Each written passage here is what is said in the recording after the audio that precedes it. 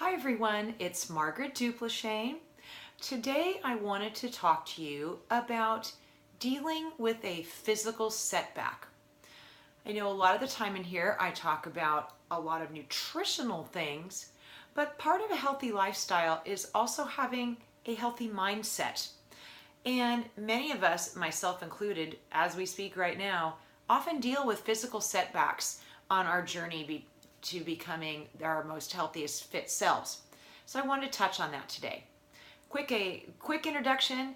I am a 55-year-old fitness instructor, personal trainer, running coach, and health coach. A lot of different hats to wear, but they all come around to the same thing. My focus is on helping women find a healthy, balanced life where they can look and feel their best. So some of you know, but many of you are new to me, that I have a partially torn Achilles tendon. This happened at the beginning of March, and this injury has been plaguing me. It's very difficult to deal with a partial tear. It almost would have been easier if I would have fully torn that Achilles tendon. It would have had surgery and been fixed.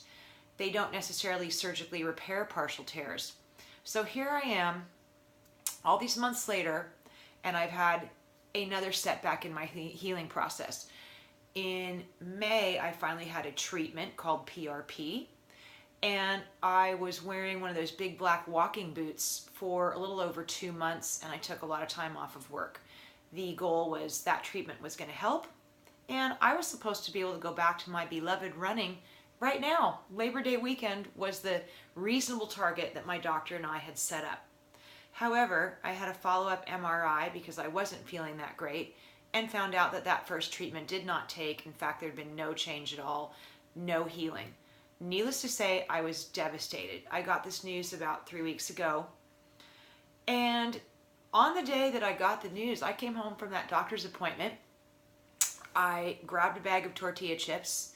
So we did still have some in the house because I'd had some grown kids visiting. I turned on the Real Housewives of Orange County that I'd had recorded the night before, and I plopped on the couch and I went to my nothing box. I bravoed it up and I slammed down as many tortilla chips as I could. So that was my pity party. I had it, dealt with it, and I had to process the fact that I am now back in the boot. I had to have a second painful treatment. That now means a few more months of healing and no running just yet. So, what did I do to kind of pull myself out of it again for the umpteenth time? And what tips do I want to share with you in case any of you are going through any physical injuries that are limiting you doing some of the workouts that you enjoy so much? My number one tip is think about what you can do, not what you can't do, and find some gratitude there, because there's always an alternative. So in all these months, I have not been able to do cardio really, but I've still been able to maintain my physique with a lot of strength training. I can stand still and I can squat, I can get my lower body, I can still use my arms, I can do my core work.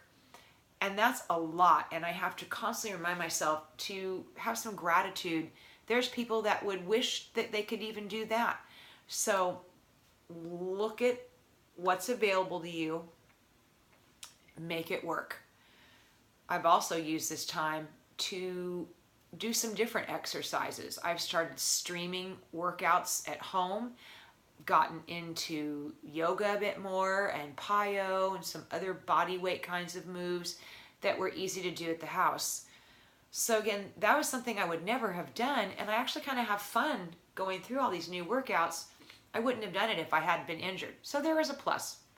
My number two second tip is, if you're injured and you can't do your normal workouts, is this possibly an opportunity to make a much needed change? For me, I know the answer was yes.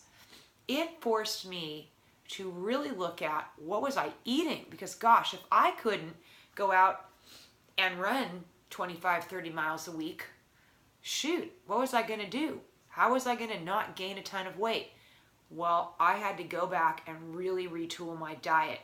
Now, granted, I was already eating fairly clean, but there was a lot of room for improvement. So I looked at this as an opportunity to take some time and focus and slow down and retool the diet. And that change has actually led me to be here talking to all of you. It gave me time to work on myself, to decide that I wanted to help other women via social media. So it was an opportunity for change, and it was a good change. So the same thing for any of you that are dealing with a physical setback. Maybe there's some things in your life. Maybe you were working out too much, too hard, doing the wrong things. Maybe it's a change you need to reevaluate in your workouts. Maybe like me, there's a change to be thought of nutritionally that can help you offset the lack of exercise. So there's always a bright side. Try not to stay in the pity party for too long. I had my one afternoon of tortilla chips in the Real Housewives of Orange County, and then I realized I couldn't stay there. I had to pick myself up and move on with things and deal with what I have to deal with. So I hope for any of you that are struggling with this might be helpful. I do have my new free community, and I would love to see any of you there. In this community, we're focusing on gathering women together and working on our healthy lifestyle tips. I do have an emphasis on intermittent fasting. Coming up soon in that community, I will be doing a free mini introduction to intermittent fasting. I'm going to be helping you work on healthy journal prompts. I've got lots of plans, all related to women looking and feeling their best and leading their most authentic lives in any way I can help and support with that. So click on the link if you're interested, be a part of that community, and follow along with me as I go through yet another round of rehab, and at some point hope to start running again, and maybe some of you will come along on that journey too. All right, everybody, have a good one, and I'll talk to you soon.